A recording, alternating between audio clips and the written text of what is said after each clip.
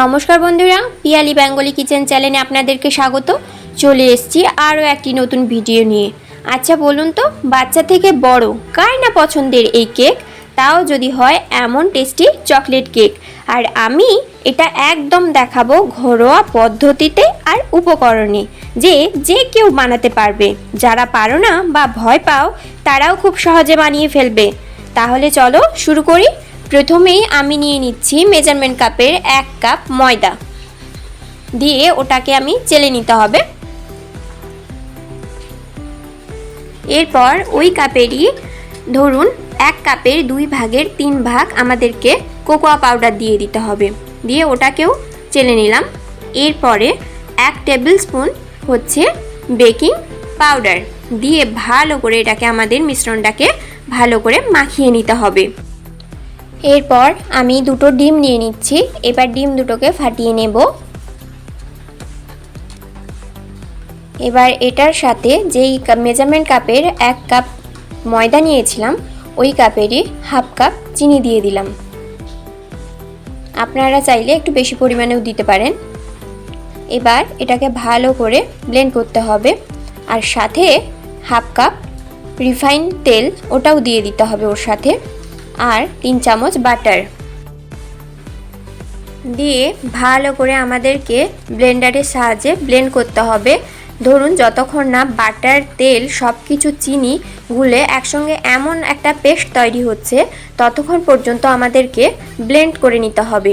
হয়ে গেলে এবার যেই কাপের আমি ময়দা নিয়েছি ওই কাপেরই হাফ কাপ দুধ দিয়ে দিলাম, দিয়ে এটাকে ভালো করে আবার মিশিয়ে নিতে হবে ধরুন 5 মিনিট মতো।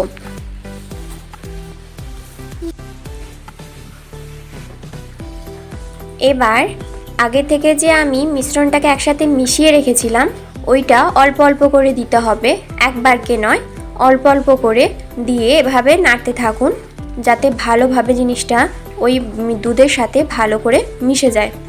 এইভাবে অল্প অল্প করে ভালো করে একটা পেস্ট তৈরি করতে হবে। এবার নাড়তে থাকুন।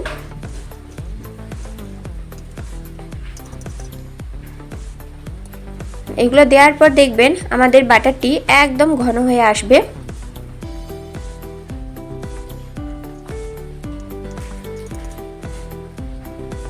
এর মধ্যে আমি একদম হাফ চামচেরও খুব কম বেকিং সোডা আর নুন সামান্য দিয়ে আবারও ব্লেন্ড করে নিচ্ছি।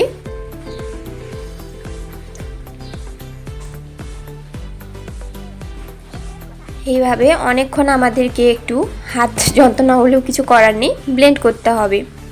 এবার আমি এটার মধ্যে চকলেট ফ্লেভার দিয়ে দিচ্ছি। আপনারা চাইলে ভ্যানিলা এসেন্সও দিতে পারেন, আমার কাছে চকলেট ফ্লেভার ছিল তাই আমি এটাই দিচ্ছি। এবার এটা দিয়েও ভালো করে মিশিয়ে নিতে হবে 2 থেকে 3 মিনিট মতো। তারপর দেখবেন ব্যাটারটি একদম ঘন হয়ে আসছে, একদম খুব টাইটও না আর একদম পাতলাও নয়।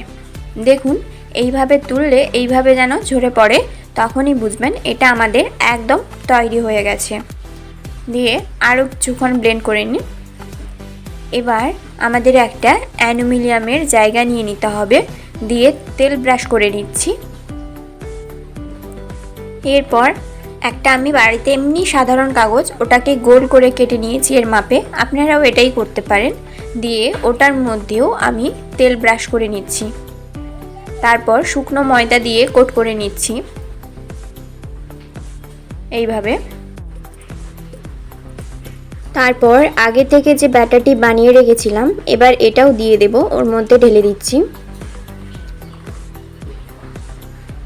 দিয়ে বেশ কয়েকবার আমাদেরকে ট্যাপ ট্যাপ করে নিতে হবে।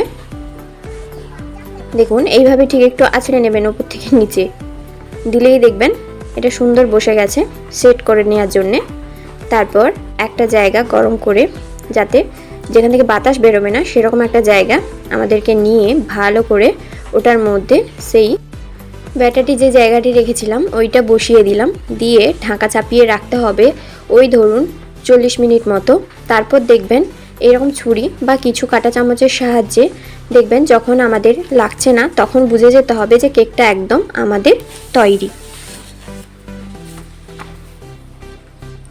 আর এটা এত নরম আর সুস্বাদু খেতে হবে কথা দিচ্ছি। একবার এভাবে বানিয়ে দেখুন, দোকানের থেকেও স্বাদ বেশি লাগবে আর দোকান থেকে কোনোদিনও কিনে খেতে ইচ্ছে করবে না।